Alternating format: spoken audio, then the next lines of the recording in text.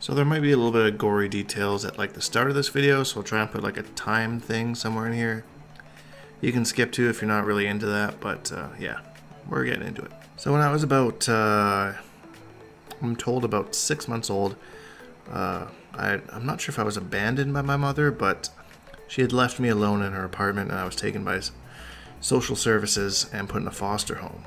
I don't think I was abandoned because she would come to visit me sometimes, and then one day she kind of just disappeared altogether. And from what I was told, from what I understand, she was a victim of this thing called the Pickton farm that happened in British Columbia.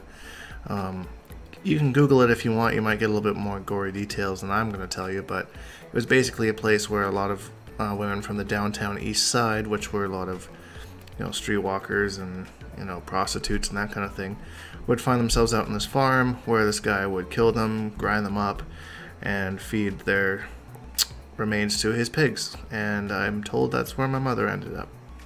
It wouldn't have been directly after I was put in the foster home because I do have a brother who is I think 19 months younger than me.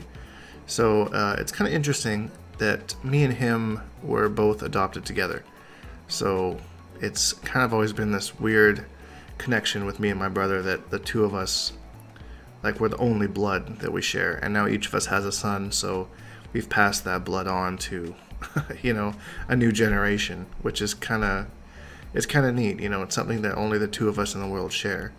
But it's weird when I tell people that I'm adopted, everyone says, oh, like, what? You're adopted? That's crazy. And to me, it just feels like it's all that I've known. And it doesn't feel weird to me at all. But, I guess people that, everyone that has a quote-unquote normal family, it's just a weird concept to them. And, when I was adopted, I believe I was 2.5, something like that. My brother was just a baby. My brother was actually apprehended as a fetus. I'm told he might have been the first fetus that was ever apprehended. Before he was even born, the government said, no, you're giving him to us because you have proven unfit as a parent, which is interesting, I guess. And yeah, so there's that. And I was adopted by my parents, who obviously are still my parents to this day. And it's funny because my mom always told me that she was going to be a mother before she was 30.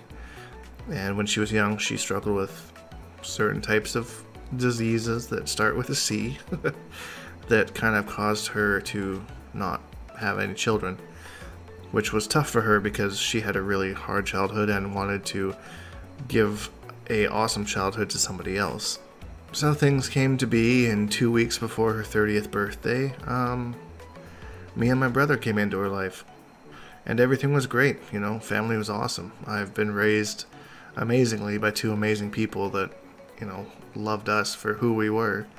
And honestly, I don't want any other parents, I see lots of things about this, about people who are adopted going back and finding, your actual parents. And I don't know if it's just some weird thing in me, but I just have zero drive to do that.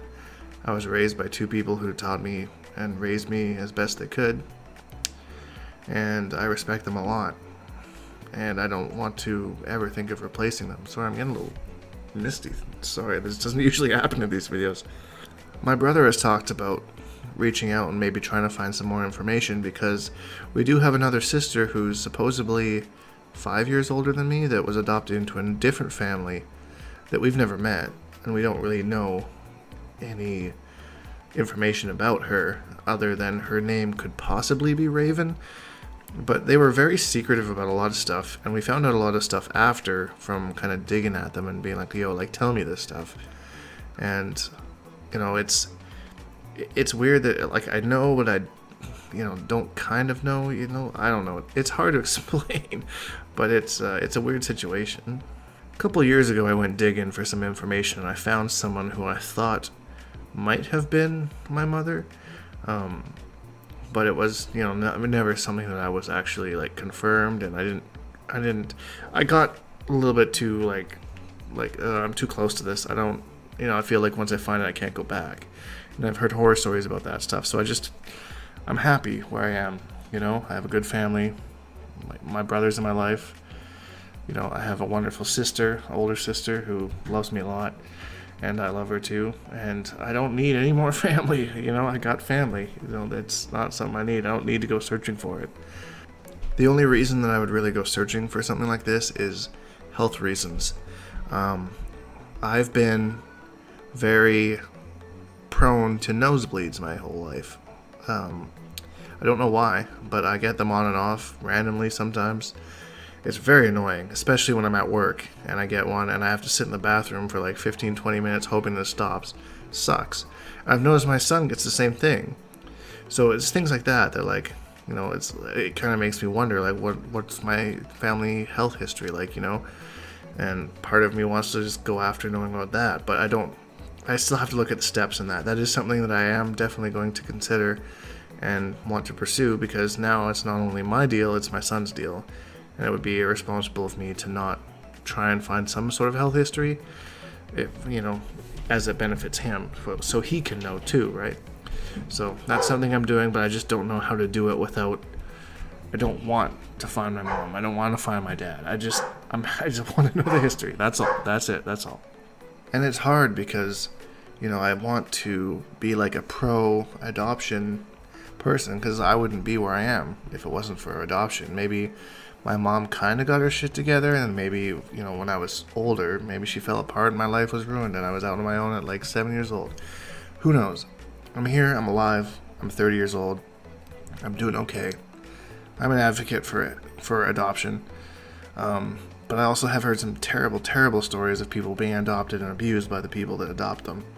Whether they didn't know what they were getting into, whether they just hated what they became, I don't really know, but it breaks my heart, because a lot of people I've known that were adopted, you know, were into loving families, people that couldn't have kids, that wanted a child, you know. So I'm, you know, with all the bad stuff, I am definitely pro-adoption. And that's it, basically. I don't really know what else to say about it. I talked about it briefly in my Draw My Life video, I think. If you're interested in watching that, I'll link it up here somewhere, but yeah, I don't know. My life is good. I can't complain about it. I don't think I'd be where I'd be if it wasn't for my parents, so they're my parents through and through, whether we share the same blood or not. It is kind of neat that there's, you know, me and my brother and our 2 kids that kind of share that exclusively. I think it's like a neat little bond, but I'd never replace my parents. You couldn't pay me any amount of money to do it.